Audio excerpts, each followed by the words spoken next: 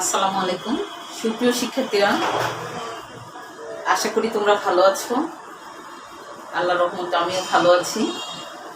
সুপ্রিয় শিক্ষার্থীরা, আজ আমি মন্তব্যজীবী সরকারি পাইলট উচ্চ বিদ্যালয়ের অনলাইন ক্লাসের পক্ষ থেকে তোমাদেরকে স্বাগত জানাচ্ছি। আজকের অনলাইন ক্লাসে আমি নাসরিন আক্তার,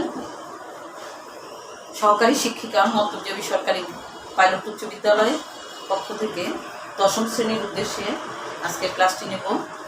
সুপ্রিয় শিক্ষার্থীরা, ক্লাসটি দেখার আমন্ত্রণ রইল। চলো আজকে আমরা ক্লাসে যাই।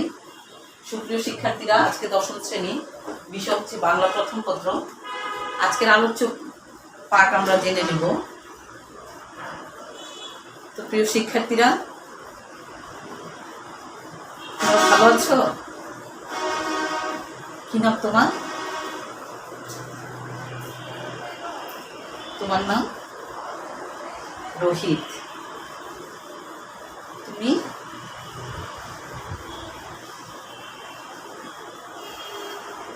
শিপন। তুমি কি? জিহাদ। আর তুমি? সুপ্রিয় শিক্ষার্থীরা, আজকের ক্লাসের শিক্ষার্থী উপস্থিত শিক্ষার্থীরা, আমরা কি জানি আমরা সবাই কি? আমরা সবাই, তোমরা ছাত্র, আমি শিক্ষক, আমরা সবাই মিলে কি? আমরা সবাই মিলে আমরা মানুষ, তাই না?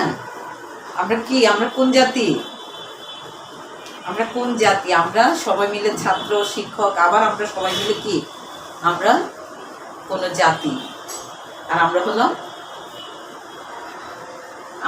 মানুষ জাতি। অর্থাৎ পৃথিবীতে অনেক জাতি আছে, তার মধ্যে আমরা কি? মানুষ জাতি। তাহলে আজকের পরিচিতি, আজকের আলোচ্য বিষয় হচ্ছে মানুষ। আজকের আলোচ্য বিষয় কি? মানুষ। এই কবিতাটি নিয়ে আমরা আলোচনা করবো। এটা একটি কবিতা। কবিতাটি লিখেছে কবি, আমাদের জাতীয় কবি। কে? জাতীয় কবি কাজী নজরুল ইসলাম। তাকে আর কি কবি বলা হয়? বিদ্রোহী কবি বলা হয়। সুপ্রিয় শিক্ষার্থীরা, তাহলে আমরা জানবো কবি কাজী নজরুল ইসলামের জন্ম সম্পর্কে জানবো, তার ছেলেবেলা জানবো, তার সাহিত্য সম্পর্কে জানবো, তিনি কি কি সাহিত্য লিখেছেন, কেন তাকে কি জাতীয় কবি, তিনি আরও কি ছিলেন, তিনি বিদ্রোহী কবি ছিলেন, বিদ্রোহী কবিতার সম্পর্কে, অর্থাৎ তাকে কেন বিদ্রোহী কবি বলা হয় সেই জন্য সেটাও আমরা জানবো। তার সব পরিচিতিতে প্রথমে আমরা জানবো জন্ম, কবি কাজী নজরুল ইসলামের জন্ম সম্পর্কে। সুপ্রিয় শিক্ষার্থীরা, আমি মানুষ সম্পর্কে দু চারটি কথা আলোকপাত করি, যে আমরা আসলে এই পৃথিবীতে আমরা বসবাস করি, এই নশ্বর পৃথিবীতে আমরা বসবাস করি, আর আমরা হলাম কি? মানুষ। পৃথিবীতে মানুষ জাতি, প্রাণী জাতি, অনেক জাতি আছে, তার মধ্যে মানুষ জাতি হচ্ছে সবচেয়ে কি? শ্রেষ্ঠ জাতি। শ্রেষ্ঠ জাতি হচ্ছে কি? মানুষ জাতি। অর্থাৎ পৃথিবীর বিধাতার সৃষ্টির শ্রেষ্ঠ জীব হচ্ছে মানুষ। বিধাতা মানুষকে তার শ্রেষ্ঠ জীব হিসাবে তৈরি করেছেন। এই শ্রেষ্ঠ জীবকে তিনি সৃষ্টি করেছেন, পৃথিবীর শ্রেষ্ঠ হিসেবে সৃষ্টি করেছেন, ঠিক। আবার সাম্য বা সমতাও বোঝাতে চেয়েছেন। তো আজকে আমরা কাজী নজরুল ইসলামের জন্ম সম্পর্কে জানব। সুপ্রিয় শিক্ষার্থীরা, আমরা জানব কাজী নজরুল ইসলামের জন্ম। প্রথমে তোমাদেরকে নিয়ে আমি আলোচনা করছি। কাজী নজরুল ইসলাম 11ই জ্যৈষ্ঠ 1306 খ্রিস্টাব্দ, 24শে মে 1899 সালে জন্মগ্রহণ করেন। মনে থাকবে তিনি জন্মগ্রহণ করেন 11ই জ্যৈষ্ঠ 1306 সাল বাংলা, আর হচ্ছে কি 24শে মে 1899 হচ্ছে ইংরেজি। কোথায় জন্মগ্রহণ করেন? পশ্চিমবঙ্গের বর্ধমান জেলার আসানসোল মহকুমার চুরুলিয়া গ্রামে। পশ্চিমবঙ্গের বর্ধমান জেলার আসানসোল মহকুমার চুরুলিয়া গ্রামে, আসানসোল মহকুমার চুরুলিয়া গ্রামে তিনি জন্মগ্রহণ করেন। আর আরেকটু পরিচয় জানো যে তার ছেলেবেলা কিভাবে কাটে। কবি কাজী নজরুল ইসলামের ছেলেবেলা কাটে ল্যাটো গানের দলে যোগদান করেন। তিনি কি করেন? ছোটবেলায় ল্যাটো গানের দলে যোগদান করেন। পরে তার কি হয়? ময়মনসিংহের ত্রিশাল থানা দরিরামপুর হাই স্কুলে তিনি পড়াশোনা করেন। দলে যোগদান করেন। তারপরে কি হয় যে ময়মনসিংহের ত্রিশালে মনিরামপুর থানায়, অর্থাৎ ত্রিশালের দড়িরামপুর হাই স্কুলে তিনি পড়াশোনা করেন। এরপরে আসো সাহিত্য। সাহিত্য হলো কি, তিনি যেসব সাহিত্যগুলি রচনা করেছেন এর মধ্যে আমরা জানব মানে কোন কোন সাহিত্যগুলি তিনি রচনা করেছিলেন। 1971 সালে বাঙালি পল্টন ময়দানে যোগদান করতে তিনি কোথায় চলে যান? করাচি। প্রথমে 1971 সালে বাঙালি পল্টন ময়দানে যোগদান করার জন্য তিনি কোথায় চলে যান? করাচি চলে যান। সেখানে তিনি কি করেন? সাহিত্য জীবন সূচনা করেন, অর্থাৎ সেখানেই তার সাহিত্য জীবনের সূচনা হয়। সেটা হল কি 1971 সাল না, আমি একটু ভুল করেছি, 1917 সাল। 1917 সালে তিনি কি করেন? বাঙালি পল্টন ময়দানে যোগদান করার জন্য তিনি করাচি চলে যান। সেখানে যায়া তিনি কি করেন? সেখানেই তার সাহিত্য জীবনের সূচনা শুরু হয়। এরপর আসো আমরা জানবো এবারে কবি কাজী নজরুল ইসলামের বিদ্রোহী কবি। তিনি যে বিদ্রোহী কবি, তাকে কেন বিদ্রোহী কবি বলা হয় সে সম্পর্কে। কবি কাজী নজরুল ইসলামের লেখায় আমরা জানি যে কবি কাজী নজরুল ইসলামের লেখায় সামাজিক অবিচার এবং পরাধীনতার বিরুদ্ধে তিনি কি সোচ্চার ছিলেন, এই কারণে তাকে বিদ্রোহী কবি বলা হয়। তিনি সামাজিক অনাচারও কখনো পছন্দ করতেন না এবং সামাজিক অনাচারের বিরুদ্ধে ও পরাধীনতার বিরুদ্ধে তিনি সোচ্চার ছিলেন, তাকে এই কারণেই বিদ্রোহী কবি বলা হয়। এরপরে আসো সাহিত্যের জন্য যে প্রতিভাগুলি তার, তিনি মানে সাহিত্যের জন্য কেন এত প্রতিভা? কবিতা, নাটক, উপন্যাস, ছোট গল্প ইত্যাদি সাহিত্যের সকল শাখায় তার পদচারণা ছিল। তিনি কি করেছিলেন? গজল, খেয়াল, রাগ প্রধান রচনা করে খ্যাতি অর্জন করেন এবং বাংলা সাহিত্যের জগতে এক আবির্ভাবের সূচনা করেন। মানে এসব রচনা করে তিনি কি করেন? বাংলা সাহিত্যে এক আবির্ভাবের সূচনা করেন। এরপরে আসো যে তার নাগরিকত্ব, অর্থাৎ তিনি যে নাগরিক ছিলেন। মাত্র 40 বছর বয়সে তিনি বাংলা কি করেছেন? মাত্র 40 বছর বয়সে তিনি দুরারোগ্য ব্যাধিতে আক্রান্ত হন। এই দুরারোগ্য ব্যাধিতে আক্রান্ত হন মানে মাত্র 40 বছর বয়সে তিনি দুরারোগ্য ব্যাধিতে আক্রান্ত হন এবং এই 40 বছর বয়সেই তার সাহিত্য সাধনার মধ্যে একটা ছেদ করে। এরপর আসো কবি কাজী নজরুলের কাব্যগুলি হচ্ছে: এক, অগ্নিবীণা, বিষের বাসী, ছায়ানট, প্রলয় শিখা, চক্রবাক, সিন্ধু হিন্দুল উল্লেখযোগ্য। এগুলি ছিল কি তার উল্লেখযোগ্য কাব্যগ্রন্থ। এরপর আসো আমরা এবার জানবো তার কিছু শব্দার্থ। শব্দ পরিচয় হচ্ছে সাম্য। আসো শব্দ পরিচয় সম্পর্কে জানবো আমরা।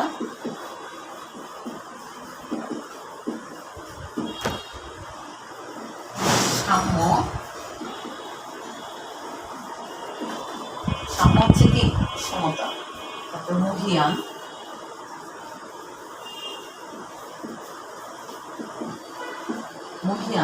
অর্থ অতি মহান।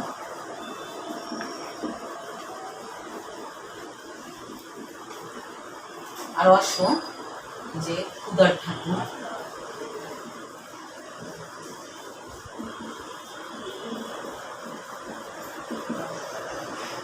ক্ষুধার ঠাকুর হচ্ছে ক্ষুধার্ত মানুষকে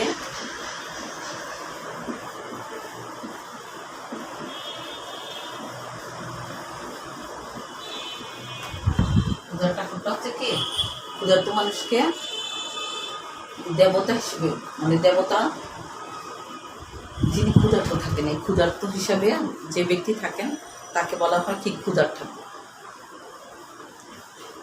এরপরে আসো আমরা ঠাকুর, শুধুমাত্র ঠাকুর হচ্ছে দেবতা। ঠাকুর হচ্ছে কি দেবতা। আর হচ্ছে কি বর হচ্ছে আশীর্বাদ।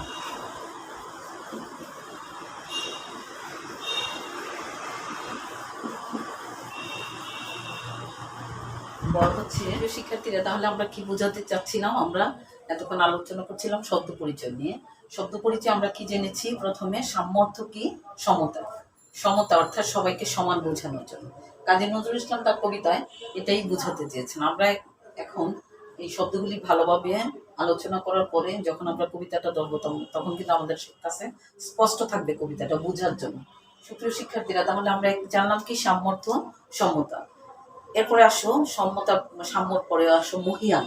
মহিয়ান হচ্ছে কি অতি মহান, অতি মহান ব্যক্তিকে বলা হয় মহিয়ান। নেক্সট আসো ঠাকুর। ঠাকুর হচ্ছে কি দেবতা, ঠাকুর হচ্ছে কি দেবতা। নেক্সট আরেকটা আসো যে ক্ষুধার ঠাকুর। ক্ষুধার ঠাকুরটা হচ্ছে কি ক্ষুধার্ত মানুষকে দেবতা জ্ঞান করা হয়। ক্ষুধার্ত মানুষকে কি করা হয়, মানুষকে দেবতা জ্ঞান করা হয়, দেবতা জ্ঞান করা হয়, অর্থাৎ ক্ষুধার্ত মানুষকে বোঝানো হয়। সুপ্রিয় শিক্ষার্থীরা, তাহলে আমরা ঠাকুর সম্পর্কে জানলাম, ঠাকুর হচ্ছে দেবতা, আর ক্ষুধার ঠাকুর হচ্ছে কি ক্ষুধার্ত মানুষকে দেবতা জ্ঞান করা হয়। এরপর আসো বর। বর হচ্ছে কি আশীর্বাদ, আশীর্বাদ বা আশীর্বাদ শব্দটা হবে কি আশীর্বাদ, শব্দটা হবে আশীর্বাদ, অর্থাৎ প্রার্থনা করা। এই বর অর্থ আশীর্বাদ হলো প্রার্থনা করা। বর মাগো অর্থাৎ বর মাগা মানে আশীর্বাদ করা বা প্রার্থনা করা। আচ্ছা, এরপরে আসো পান্থ। পান্থ হচ্ছে কি পথিক। পান্থ হচ্ছে আরো কিছু শব্দ যেগুলো আমার বোর্ডে নাই, কিন্তু আমি আলোচনা করে দিচ্ছি যে পান্থ, পান্থ হচ্ছে কি পথিক। তারপরে আসো বুখারি। বুখারি হচ্ছে কি ক্ষুধার্ত ব্যক্তি। বুখারি, এই কবিতায় আমরা একটা শব্দ পাবো যে বুখারি। বুখারি হচ্ছে ক্ষুধার্ত, অর্থাৎ ক্ষুধার্ত ব্যক্তিকে বোঝানো হচ্ছে। এরপর আসো আবার ক্ষুধার্ত মানে ক্ষুধার মানিক জলে। বুঝছো, ক্ষুধার্ত মানিক জল অর্থাৎ ক্ষুধার মানিক জলে। এখানে এগুলো ক্ষুধার্ত ব্যক্তির জঠর জ্বালা। ক্ষুধার্ত ব্যক্তির কি জঠর জ্বালাকে বোঝানো হচ্ছে। জঠর জ্বালা হচ্ছে কি অনেক বেশি, যখন মানুষের অনেক বেশি খিদা লাগে তখন যে যন্ত্রণাটা অনুভূত হয় সেই ক্ষুধার্ত ব্যক্তিকে, অর্থাৎ সেই ক্ষুধার্ত ব্যক্তির জঠর জ্বালাকে, জ্বালা অর্থে ক্ষুধার্ত ব্যক্তির মানে ক্ষুধার মানিক জলে বোঝানো হচ্ছে। ক্ষুধার মানিক, ক্ষুধা মানিক না, ক্ষুধার মানিক। নেক্সট আসো ফুকারি। আরো একটা শব্দ হচ্ছে ফুকারি। ফুকারিটা হচ্ছে কি ফুকারি হলো চিৎকার করে। ফুকারি মানে চিৎকার করে। আমরা যখন বিভিন্ন কিছু নিয়ে চিৎকার করি সেই চিৎকার, কিন্তু এখানে এই ফুকারিটা চিৎকার অর্থে ব্যবহৃত হয়েছে ওরকম যে একজন ক্ষুধার্ত ব্যক্তি কিভাবে ফুকারি করে চিৎকার করে বিধাতার কাছে কিছু চায়, সেই ফুকারি অর্থে এই ফুকারিটা ব্যবহার হয়েছে, সেই চিৎকার অর্থে এটা ব্যবহার হয়েছে। তারপর আসো এই কবিতায় আরেকটা শব্দ, সেটা হচ্ছে আজারি। আজারিটা হচ্ছে কি রুগ্ন বা ব্যথিত ব্যক্তিকে বোঝানো হচ্ছে। রুগ্ন অথবা কি ব্যথিত, এটা হচ্ছে আজারি। আরো হচ্ছে কি আরো একটা শব্দ ব্যবহৃত হয়েছে কবিতায় তেরিয়া। তেরিয়া হচ্ছে কি উদ্ধত ভাবে বা ক্রুদ্ধ ভাবে। তেরিয়া উদ্ধত ভাবে, উগ্র বা ক্রুদ্ধ ভাবে বোঝানো হয়েছে। সুপ্রিয় শিক্ষার্থীরা, এমনি অনেক শব্দ আমাদের এই কবিতায় আসবে, কবিতার আলোচনার বিষয়ে আসবে।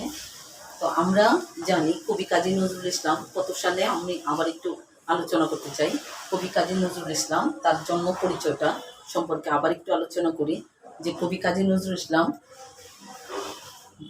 কি করেছেন, তার জন্মটা হচ্ছে কোথায়? তার জন্ম হচ্ছে 11ই জ্যৈষ্ঠ 1306 সাল, 24শে মে 1899 সাল। 11ই জ্যৈষ্ঠ 1306 বঙ্গাব্দ, 24শে মে 1899 সালে তার জন্ম হয়েছিল। কোথায় জন্ম হয়েছিল? পশ্চিমবঙ্গের হুগলি জেলার পশ্চিমবঙ্গের বর্ধমান জেলার আসানসোল মহকুমার চুরুলিয়া গ্রামে তিনি জন্মগ্রহণ করেছিলেন। আর আমরা কি জেনেছি যে তার ছেলেবেলা কেটেছিল কি লেটো গানের দলে যোগদান করে। পরে তিনি ময়মনসিংহের 30 সালে দুরিরামপুর হাই স্কুলে তিনি কি করেছিলেন, পড়াশোনা করেছেন। এরপরে আরো জেনেছি কি কবি কাজী নজরুল ইসলাম 1917 সালে কি করেছিলেন, 1917 সালে তিনি কোথায় পাকিস্তানের করাচিতে চলে গেছেন। কেন? সেখানে তিনি বাঙালি পল্টন ময়দানে যোগদান করেছিলেন। আরো জেনেছি কি তার লেখা সম্পর্কে, যে তিনি কোন ধরনের লেখা লিখতেন, অর্থাৎ কেন তাকে বিদ্রোহী কবি বলা হয়। তাকে বিদ্রোহী কবি বলা হয় সেজন্যই যে তিনি পরাধীনতার বিরুদ্ধে কি করতেন, সামাজিক অনাচার এবং পরাধীনতার বিরুদ্ধে তিনি কি করতেন, সোচ্চার থাকতেন, সবসময় এর বিরুদ্ধে তিনি কাজ করতেন, সেজন্য তাকে বিদ্রোহী কবি বলা হয়।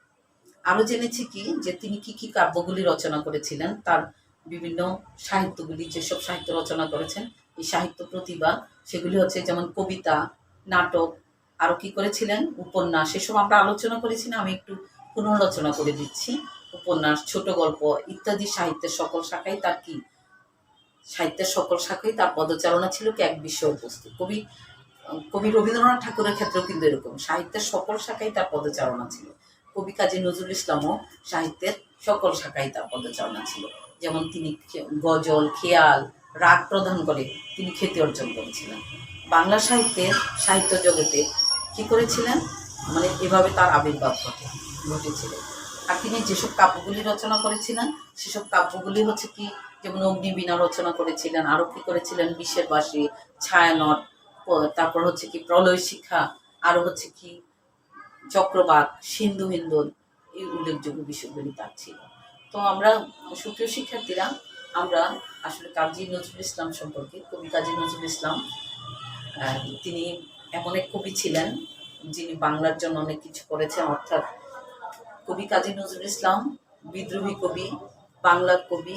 বাংলাদেশ সরকার তাকে কি করেছিলেন, যখন তিনি অসুস্থ হয়ে যান 40 বছর বয়সে, মাত্র 40 বছর বয়সে তিনি কি হয়েছেন, দুরারোগ্য ব্যাধিতে আক্রান্ত হয়ে তিনি তার বাক শক্তি হারিয়ে ফেলেছিলেন। যখন তিনি তার বাক শক্তি হারিয়ে ফেলেন, তখন বাংলাদেশ সরকার কিন্তু তাকে সেই কোথা থেকে, তার নিজ দেশ থেকে তাকে নিয়ে আসে বাংলাদেশে এনে তাকে কি করে জাতীয় কবির মর্যাদা ভূষিত করেন এবং তাকে বাংলাদেশের নাগরিকত্ব প্রদান করেন। হ্যাঁ, তো আমরা আসলে এই কবি সম্পর্কে আরো অনেক অনেক বিষয় জানতে পারবো যখন আমরা কবিতাটা আলোচনা করব। তার লেখা কত মননধর্মী, কত মন কেড়ে নেয়, অত্যন্ত সুন্দর এই কবিতাটা। সেই মানুষ কবিতা সম্পর্কে আমি এতক্ষণ তোমাদের কবির জীবনীটা নিয়ে আলোচনা করলাম, আর শুধুমাত্র শব্দার্থ। সুপ্রিয় শিক্ষার্থীরা, আজকে এখানেই থাকবে। আমি আশা করি তোমরা শব্দার্থগুলি এবং কবির পরিচিতি সম্পর্কে ভালোভাবে শিখবে। আমি আগামীকাল তার বাকি অংশটুকু করব। সুপ্রিয় শিক্ষার্থীরা, সে পর্যন্ত তোমরা ভালো থাকো। আশা করি ক্লাসটা ভালোভাবে করবে এবং তার জীবন পরিচয় সম্পর্কে ভালোভাবে জানবে, শব্দার্থগুলিও ভালোভাবে পড়বে। সেই প্রত্যাশায় আমি আজকে এখানে ক্লাস শেষ করছি। আল্লাহ হাফেজ।